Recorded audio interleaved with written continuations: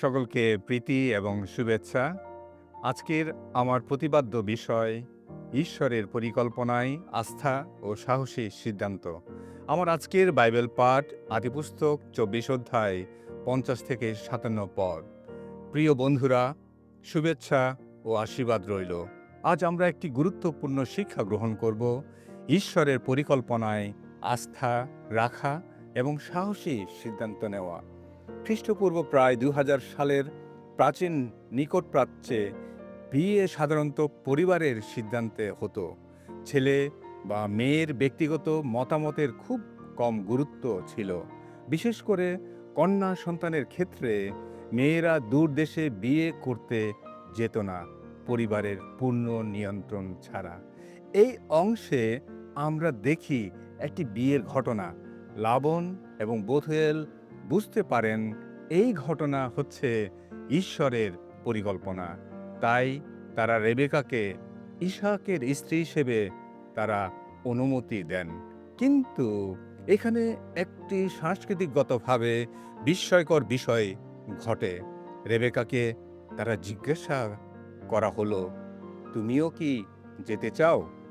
এটি সেই সময়ের প্রচলিত রীতি ছিল না।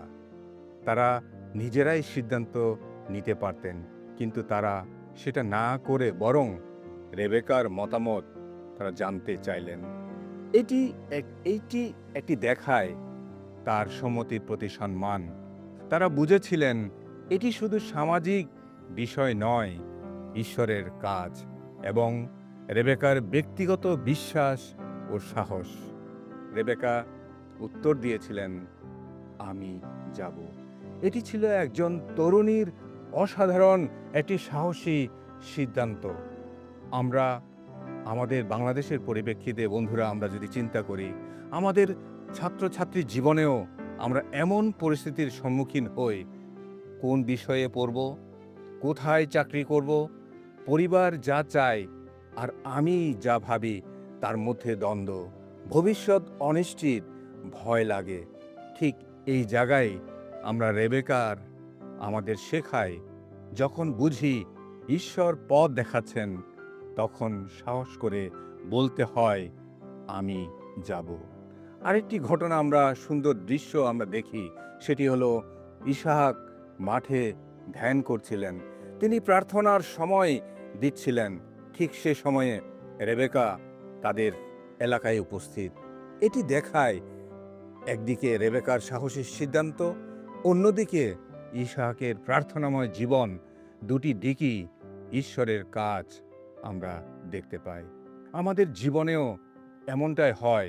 আমরা ফলাফল নিয়ে চিন্তা করি, ভর্তি হতে পারবো কিনা, চাকরি হবে কিনা, কিন্তু ঈশ্বর চান আমরা আগে ইসহাকের মতো নিজেকে প্রস্তুত করি।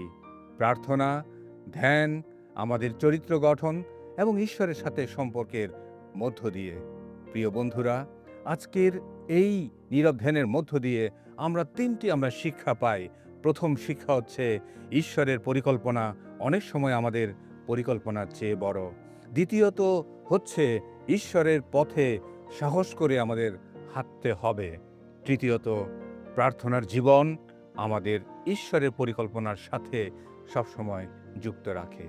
আজ যদি তুমি ভবিষ্যৎ নিয়ে চিন্তিত থাকো, মনে রেখো ঈশ্বর ইতিমধ্যেই তোমার আগামীর পথ প্রস্তুত করে রেখেছেন। তোমার কাজ হলো প্রভুকে বলা, আমি যেতে প্রস্তুত। ঈশ্বর আমাদের প্রত্যেককে সে আশীর্বাদ দান করুন। আমেন।